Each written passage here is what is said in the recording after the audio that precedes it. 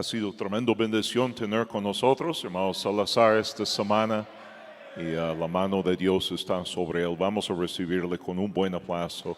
Ezequiel Salazar.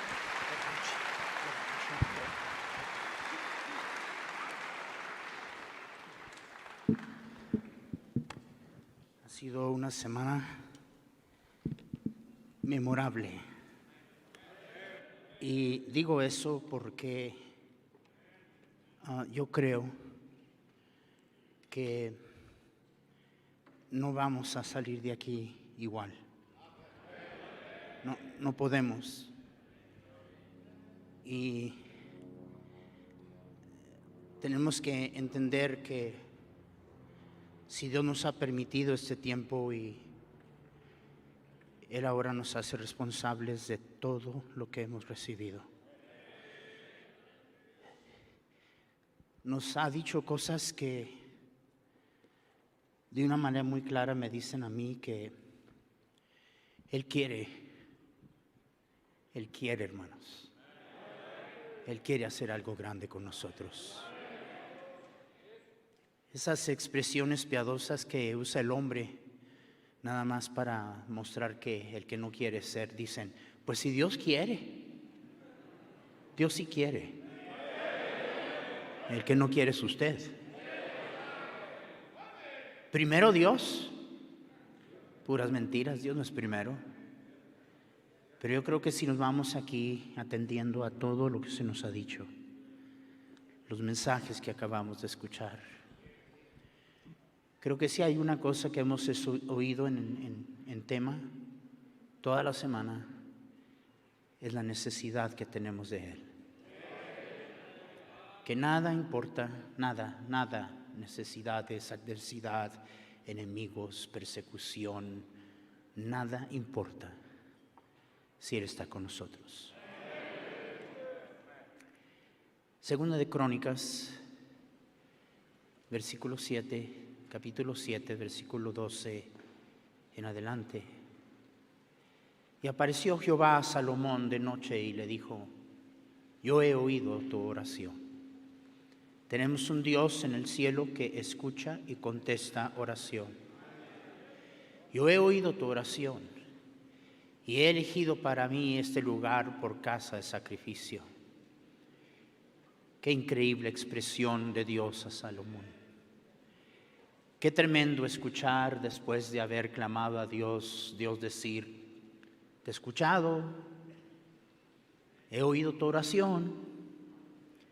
Si yo cerrare los cielos para que no haya lluvia, y a propósito, Dios es capaz y todavía hace eso. Muy aparte de los secularistas, ateos, evolucionistas, el Creador tiene todo bajo su control. Si yo cerrare los cielos para que no haya lluvia, y si mandare a la langosta que consuma la tierra, y si enviare pestilencia a mi pueblo, si se humillare mi pueblo.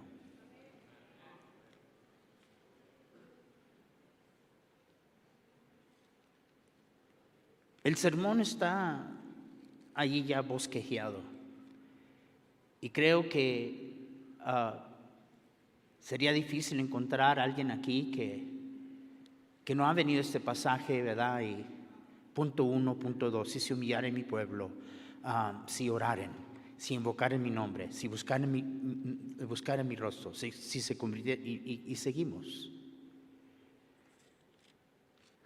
Pero creo yo, hermanos, que el problema es que necesitamos descansar por un buen rato en esa primera expresión, si se humillare mi pueblo. Simple y sencillamente por una razón. Y es que, hermanos, la verdad es que si no nos humillamos, ¿por qué no nos humillamos? Es porque no nos humillamos, y si no nos humillamos, que no oramos. Es porque no nos humillamos, y si no nos humillamos, que no buscamos su rostro, que no nos convertimos de nuestros malos caminos. Pero si hacemos esto, dice el Señor, entonces yo oiré desde los cielos. Porque lo que está estorbando es claramente lo que se nos dice, y perdonaré sus pecados. Lo que estorba la presencia de Dios, el favor de Dios en nuestras vidas, es el pecado.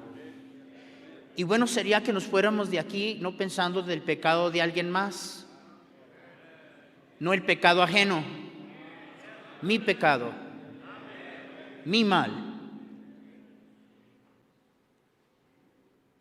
Perdonaré sus pecados y sanaré su tierra. Ahora estarán abiertos mis ojos, atentos mis oídos a la oración en este lugar. Y hermanos, yo estoy aquí, es el último mensaje. Ya todo se ha dicho. Yo creo que ahora tenemos que decidir qué vamos a hacer ante todo lo que Dios nos ha dado.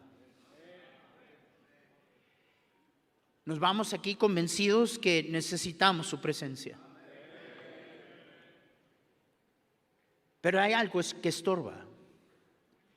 Y lo que estorba es que nosotros, hermanos, no hagamos ninguna de estas cosas. Se nos ha hablado, hermanos, de oración. Se nos ha hablado de buscar su rostro. Se nos ha hablado, el pastor acaba de decirnos, no puedes tú ser enemigo de Dios siendo un mundano y esperar que Dios esté contigo. ¿Cómo Dios va a estar contigo si nos hemos hecho enemigos de Él porque buscamos la amistad del mundo?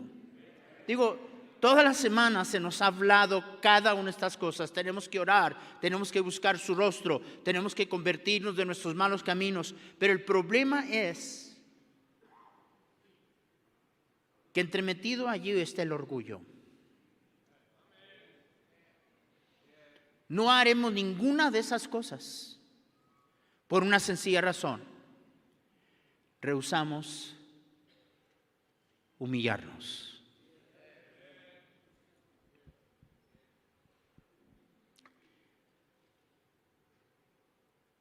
Nuestras iglesias, nuestra vida, nuestras familias están en necesidad de avivamiento.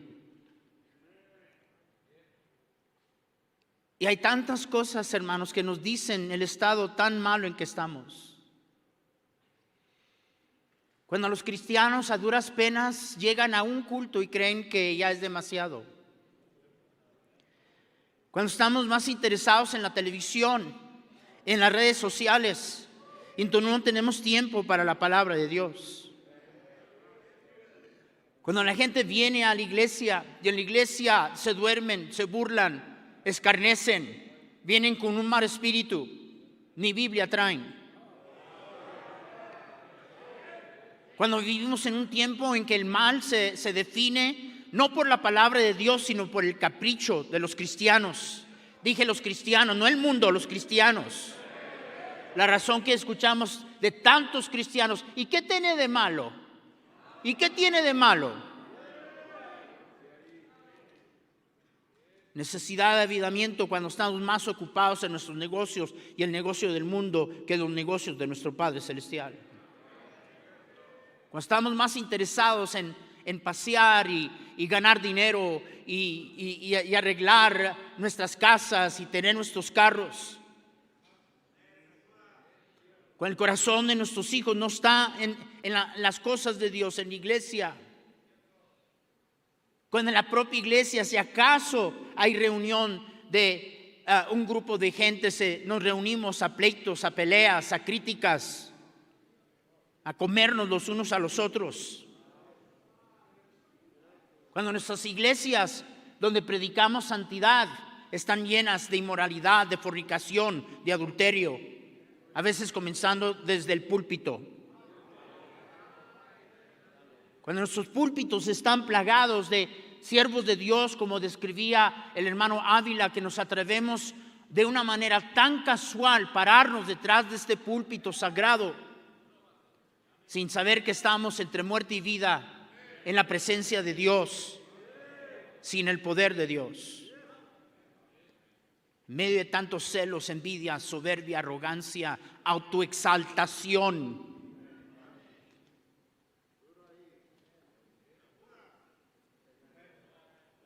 nuestra agenda de lucirnos, de levantar nuestros imperios, y para algunos de nosotros cabe lo que dijeron los de la Torre de Babel, la razón que Dios vino a confundir todo cuando dijeron hagámonos un nombre.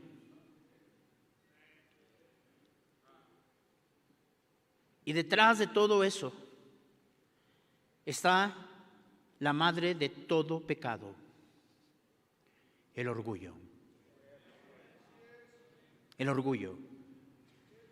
Entonces no es de continuar. Si se humillara en mi pueblo, oraren, buscar en mi rostro. No. Porque nada de eso va a suceder. Porque no nos humillamos. Dios detesta el orgullo. Lo odia. Una y otra vez en las Escrituras vemos cuál es el sentir de Dios hacia un orgulloso, soberbio, arrogante. El temor de Jehová es aborrecer el mal, la soberbia y la arrogancia. Proverbios 8:13. Cuando viene la soberbia, viene también la deshonra. Mas con los humildes está la sabiduría. Proverbios 11:2. Abominación es a Jehová el altivo de corazón. Ciertamente no quedará impune, no quedará sin castigo, dice la palabra de Dios. Proverbios 16:5, 16:18. Antes del quebrantamiento es la soberbia, y antes de la caída la altivez de espíritu. Proverbios 29:24. La soberbia del hombre lo abate, pero el humilde de espíritu sustenta honra. Gálatas 6:3. Porque el que se cree ser algo, no siendo nada, se engaña a sí mismo, o a sí mismo se engaña. Hermanos, Dios detesta al soberbio. 6 cosas aborrece Jehová, y aún 7 abomina su alma. Y el primero en lista es los ojos altivos. Es el orgullo en el ser humano, quien sea, que resiste la voluntad de Dios, que rehúsa obedecer a Dios. La rebeldía proviene del orgullo. Es una característica satánica. Y por eso Dios la aborrece y la odia. No se acerca Dios al soberbio. No atiende Dios al arrogante. La palabra de Dios claramente no lo dice. Dios resiste a los soberbios. Y esa palabra resistir es un término militar, como uno postrándose para enfrentarse a pelear contra su enemigo. Y bien decía el pastor Ávila, hermano, mira, que tú tengas a medio mundo contigo, ausente Dios, olvídalo. En cambio, si no hay nadie contigo más que Él, eres una mayoría donde sea. Pero la palabra de Dios nos dice, Jehová es excelso. Escucha, y dice, y atiende al humilde. ¿A quién atiende Dios? Atiende al humilde. Mas al altivo, dice la Biblia, lo mira de lejos. Y cada uno de nosotros tenemos que irnos de aquí haciéndonos una pregunta. En menos de 2 días, todo esto que pase, regreso a la norma. Oh, hermanos, ante mi Dios, yo no quiero que eso suceda conmigo. Yo tendría temor que eso suceda conmigo. Y tenemos una y otra vez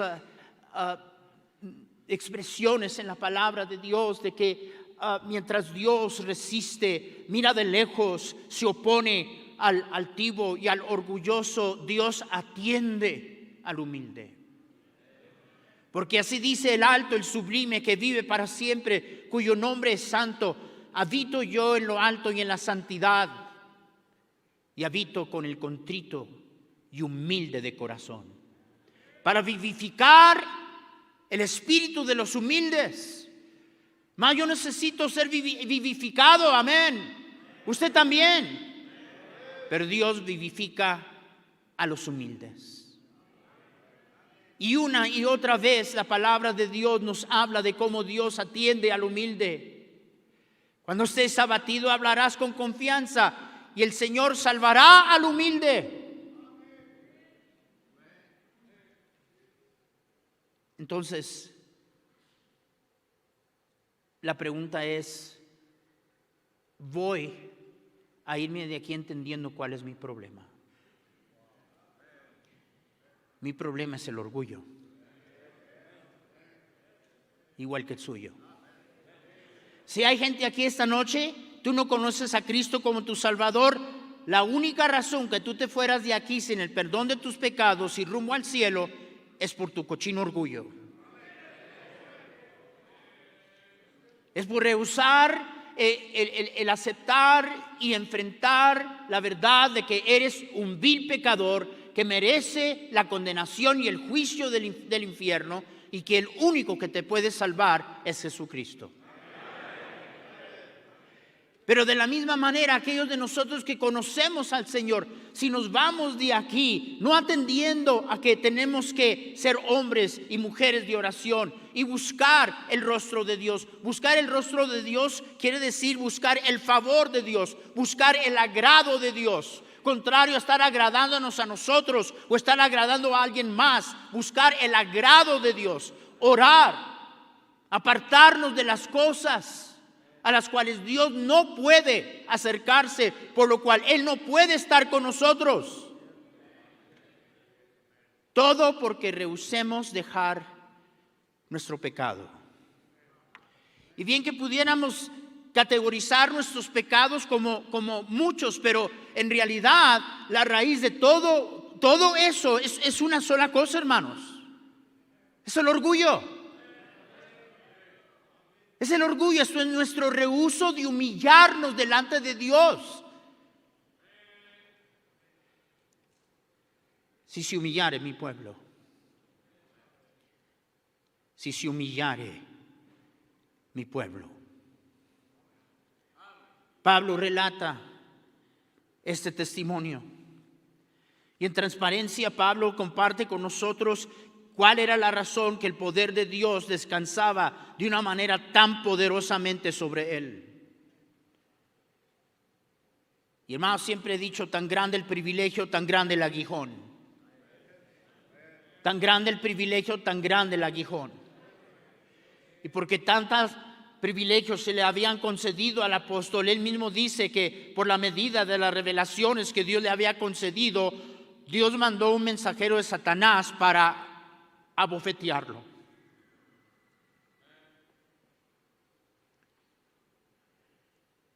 Y Pablo lo resistió.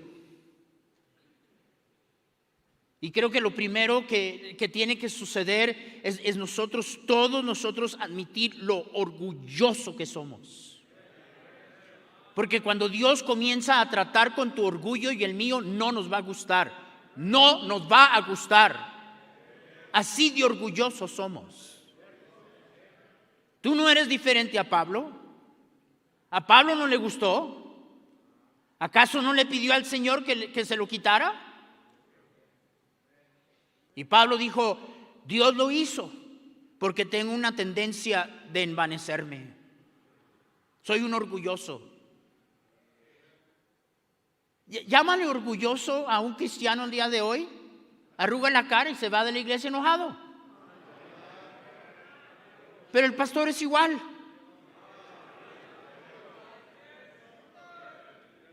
Pero hay una cosa entre nosotros y la oración. Hay una cosa entre nosotros y el hecho, hermanos míos, de que nuestra dependencia del Señor es constante a todo momento. Hay una cosa entre nosotros y agradar a Dios. Hay una cosa entre nosotros, hermanos míos, y apartarnos de las cosas que no agradan a Dios. Lo que está entre medio de todo eso es el orgullo. Es el orgullo.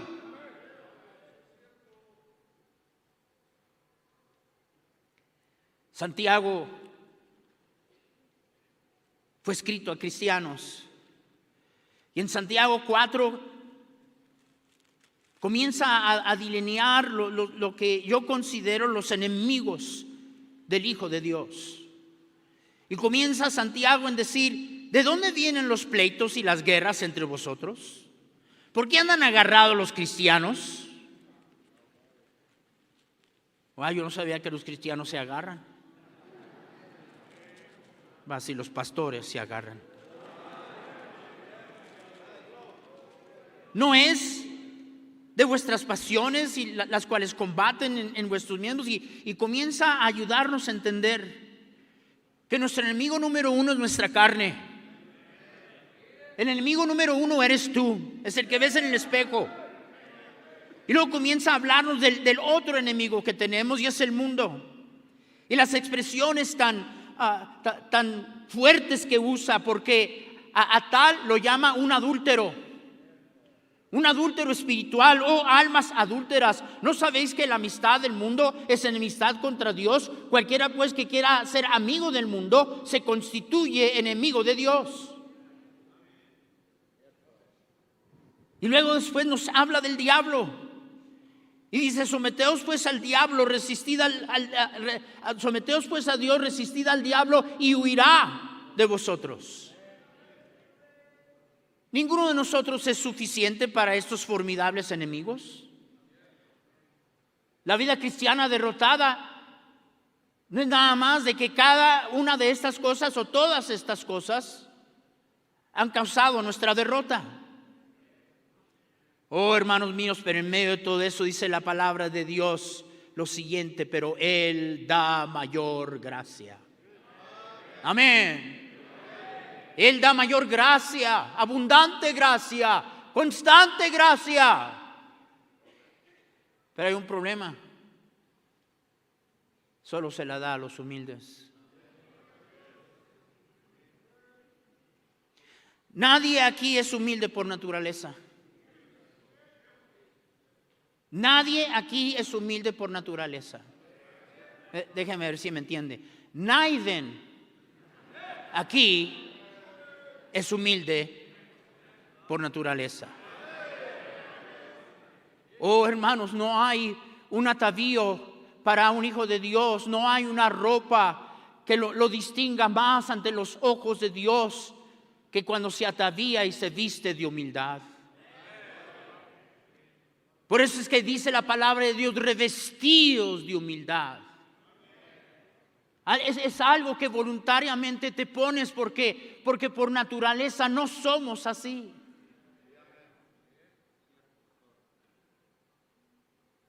¿Qué es ser humilde? ¿Qué es ser humilde? No, pues mire, estoy viendo, mire el hueco que tengo en el zapato. No. Y luego a veces pensamos, vemos a una persona que apenas habla. ¿Tú conoces a esas personas? Apenas hablan. Y luego caminan así.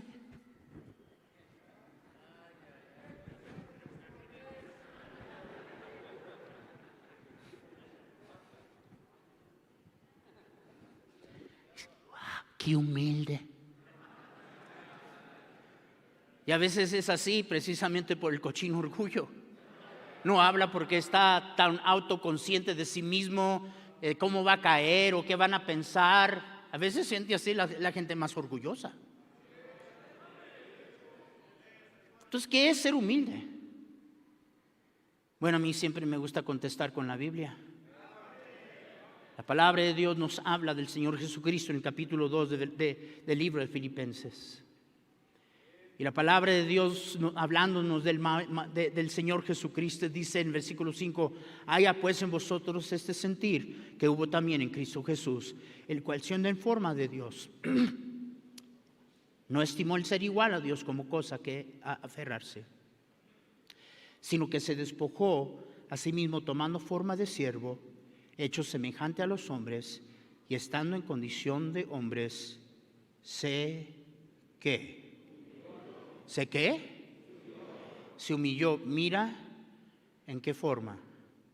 Se humilló a sí mismo, haciéndose, ¿qué, hermanos? Háblame. Háblame. ¿Sabes cómo se distingue la humildad? Obediencia. Obediencia. Y a veces tú y muchos de ustedes que son fariseos y que andan manejando las cosas como no deben, ven a un siervo de Dios predicando con autoridad y predicando, ¿verdad?, con atrevimiento, y tú juzgas: ay, ese es un orgulloso. Míralo cómo se expresa. No, la humildad se mide no en nada de eso, se mide en tu obediencia. Tú juzgas a alguien orgulloso por la manera que se expresa, y no ganas almas. Y no ganas almas porque eres un desobediente. Y tu desobediencia encuentra su raíz en tu orgullo. La humildad se muestra, se manifiesta en obedecer. Es precisamente el orgullo la razón por qué no obedecemos. Dios da gracia al humilde. Dios sabe que somos orgullosos. Va, que sí, Dios sabe. Pero ¿sabes qué bueno es nuestro Dios? ¿Sabes qué bueno que es Él? Él sabe. Él sabe que sin Él no podemos. Él sabe que lo necesitamos. Él sabe lo orgulloso que somos. Él sabe que nuestra desobediencia se debe a ese espíritu rebelde que proviene de una soberbia y altivez en contra de Él. Él sabe eso. Y Él quiere darnos su presencia. Él quiere darnos su gracia. Él quiere darnos su poder. Pero lo que está estorbando es nuestro orgullo. Porque Él atiende al humilde. ¿A quién atiende? Al humilde. Y mira de lejos al altivo, al orgulloso. Él sabe lo que está estorbando. Y tú no lo percibes de esa manera, ni yo. Pero ¿sabes lo que hace? Porque Él tanto quiere darte su gracia. Porque Él tanto quiere estar contigo. Él comienza a tratar con este problemita que tú y yo tenemos. Y casi aseguro que todos aquí estamos pasando ese proceso ahorita. En cualquier